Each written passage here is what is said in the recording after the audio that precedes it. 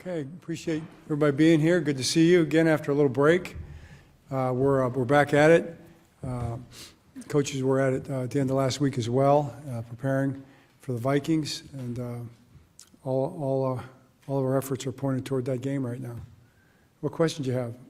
John, I think like 26 hours before the trade deadline, do you anticipate Ravens making any moves before that deadline? No way to know. No way to know. We'll see what happens.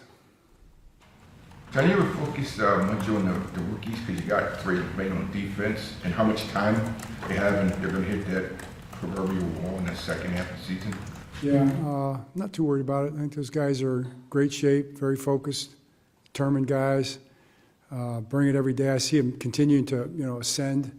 All those guys are getting better every day. You can see it in this last game as well, Mike. So I'm pretty confident. I'm very confident actually that those guys are going to keep improving and just be better players for us as the season goes on.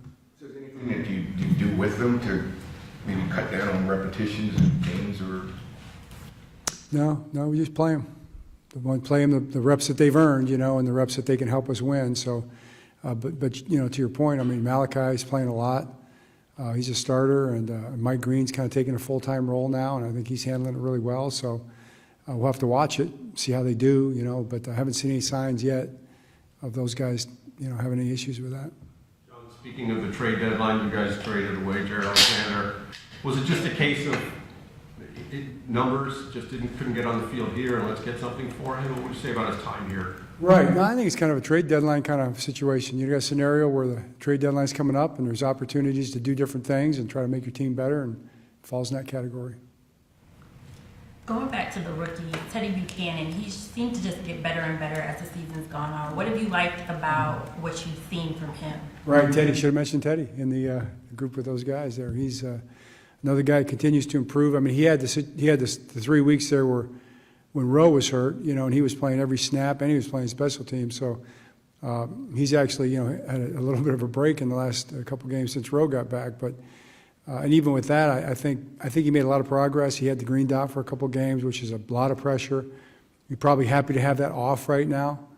But I just again, he's another guy that learns. He doesn't make mistakes twice, and he continues to get better for that reason. So John, it looked like he struggled a little bit in pass coverage in training camp. Have you seen significant progress there? Yeah, for sure. I mean, he did, and it's always a challenge, for those linebackers out there, because people try to match him up with a good back, receiving back, or a number 2 receiver into the boundary. If you keep your nickel to the field, he'll get matched up in some of those jobs, those coverage jobs, zone and man that are challenging, matchup type jobs. So I think that's probably the biggest issue for the will linebackers, now in kind of the nickel world of defensive football. So, but he's gotten way better at it. Did a good job last week, and man, these guys, I mean, the Dolphins stress that position quite a bit. They throw it right in there behind off the play action, right behind that spot quite a bit, and I thought he did a pretty good job. John, last 3 games, the defense has allowed more than 17 points per game. What do you think has been the key to turning things around on the defense? Well, we've got a long way to go. I mean, the guys on defense would be the first to tell you that we just got to keep getting better. So I think the key is that they've taken that mindset. The mindset has been, let's get better. I mean, nobody was down. They didn't question the fact that they were good. And could play great defense and whatever. And I still think that there's a lot better defense in us, and they'll tell you that. So that's really nothing's changed. We just got to keep striving to get better at all the little things, every single play. There's lots of things in that last game that we can improve on. That Minnesota's going to take a look at, and they're going to try to take advantage of. So that's all we just have to do. We just got to focus on all the details of what we're doing and do it in a real, fundamentally sound, hard-working kind of way every play. John, you mentioned, you hinted it on Tuesday. Do you have an update on Brody's status? What's that? Roger Washington's injury. Say it again, please. Washington's injury. You mentioned it on Tuesday. Yeah, Brody had a surgery. He had a surgery on his had an Achilles issue. They had surgery. I wasn't torn, but there was a surgery there. So I have to get the medical details to see what I could say further. That's really all I know. And it was successful. Is there a timetable available? I don't really know right now. Not imminent, no. John, you watched the Minnesota game yesterday as a fan. You're not playing. Are you breaking down? What did you take away from seeing that? I watched them on tape today quite a bit. I thought they had a heck of a game. I mean, they're talented. Going to Detroit and win that game the way they did, division game, they really showed up, and they played really great on both sides. Very disruptive on defense. A lot of pressure, a lot of inside pressure. Stopped the zone run game with bringing linebackers through and things like that. And I thought they played really well offensively. Young quarterback from Michigan did pretty okay. JJ made a bunch of throws, scrambled around. I thought the run game was impressive. So we've got a lot to get ready for.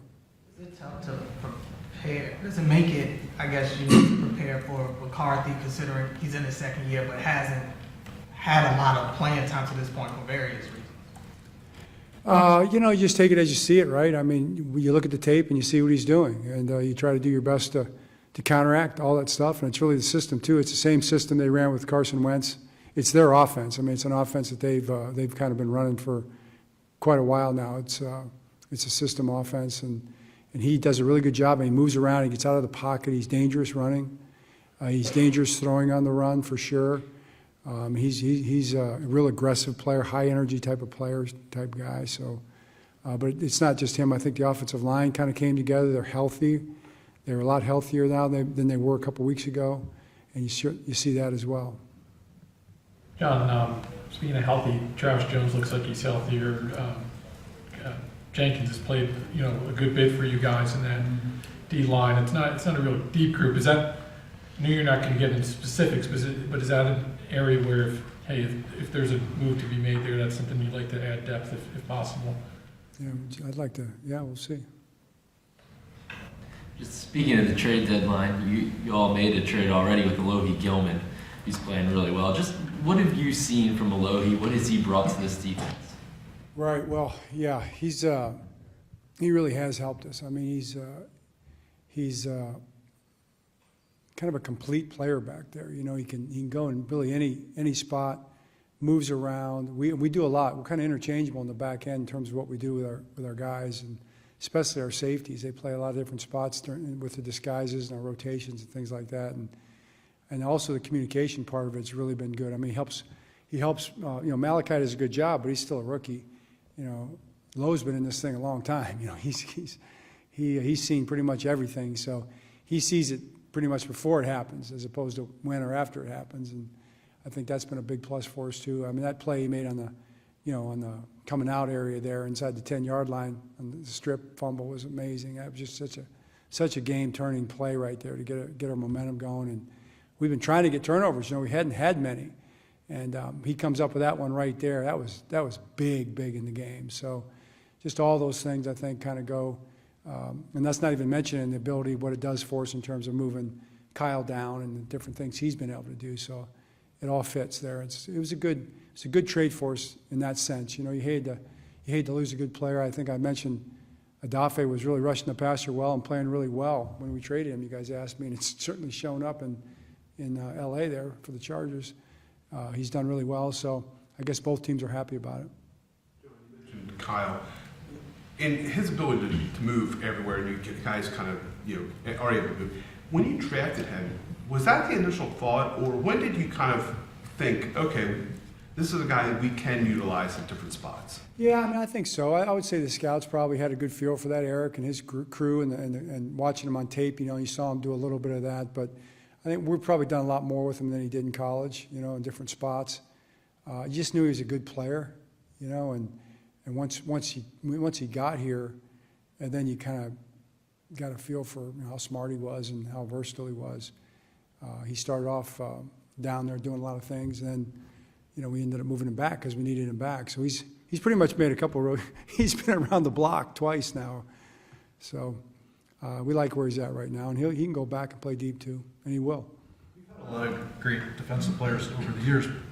Can you think of one that you've had though where you can just sort of say, okay, this is the problem with our defense right now. We can sort of point Kyle at it because he can do so many things. Is he unique that way? I don't know if there's anybody like, I mean, Ed Reed was kind of a good safety. You think? He was a pretty versatile player. He did a lot of things. You wouldn't use him blitzing on the edge. Yo, you what? Excuse me, Mike? Come on now. I mean, he rushed punts? He returned punts? What didn't he do?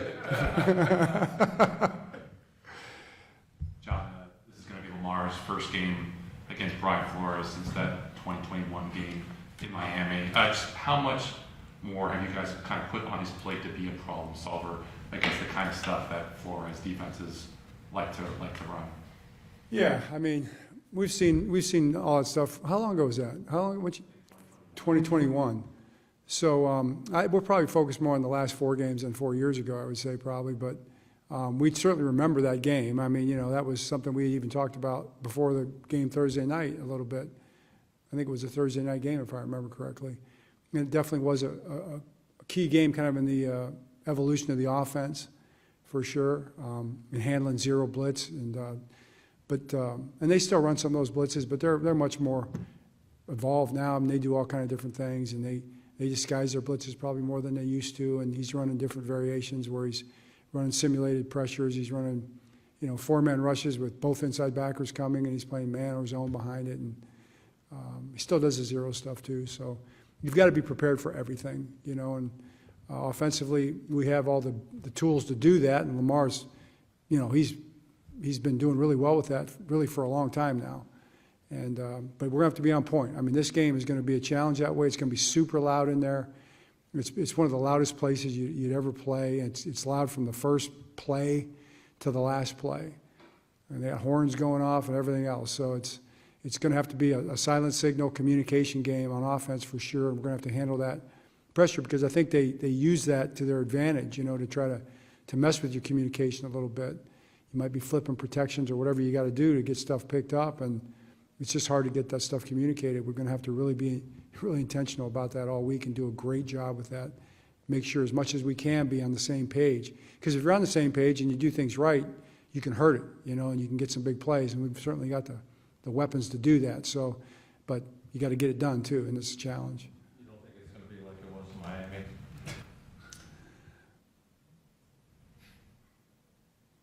Was that a question? Oh, I thought it was a statement or something like that. You don't think the Vikings will have to go to a silent count? No, I don't think they'll have to go to a silent count. John, what have you seen from Trenton Simpson in the edge packages you've used him on, and is Carl Lawson a guy who could maybe get elevated for this week? Yeah, 2 separate questions for sure. So Carl, he's probably ready to go. So we'll have to see where we're at with that.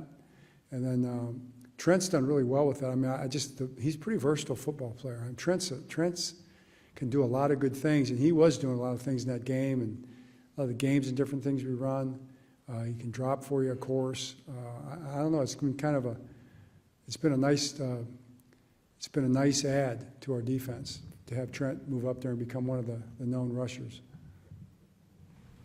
How important has Jordan Stout's been, especially in this recent last couple of games, his ability to bury teams deep and sort of flip the field position? Oh, Jordan Stout had a great game, right? It's been big, and he had a couple punts. You may have noticed they weren't the normal style, right? He's added to his repertoire of punts the Sam Cooke list. He's got a few of those in his toolkit now. So a few of those balls are on the ground, which is a big help. Especially the returner that they had last Thursday night, he was really, really good. Washington is a dangerous guy, and you saw it when he got the ball in his hands. So Jordan keeping the ball out of his hands was big, I thought. Got the ball down inside the 10 a couple times. So, yeah, I'd say the last few games he's really stepped up. We probably asked you about Tyler Loop every other day during the summer, and we've hardly asked you about him at all over the last 6 or 8 weeks, which I guess is probably a good sign. But how have you felt about his development over the course of the season? It's been good. He kicks it straight so far. Keep kicking it straight. That's the motto. He's done well, but you're only as good as your last kick, and he's been great. And I just like his attitude. He's got a great mindset. I didn't like his first kickoff very much, so he knows that too. So, it's like anything else. You got to just keep working. Okay. All right, great, thanks. John.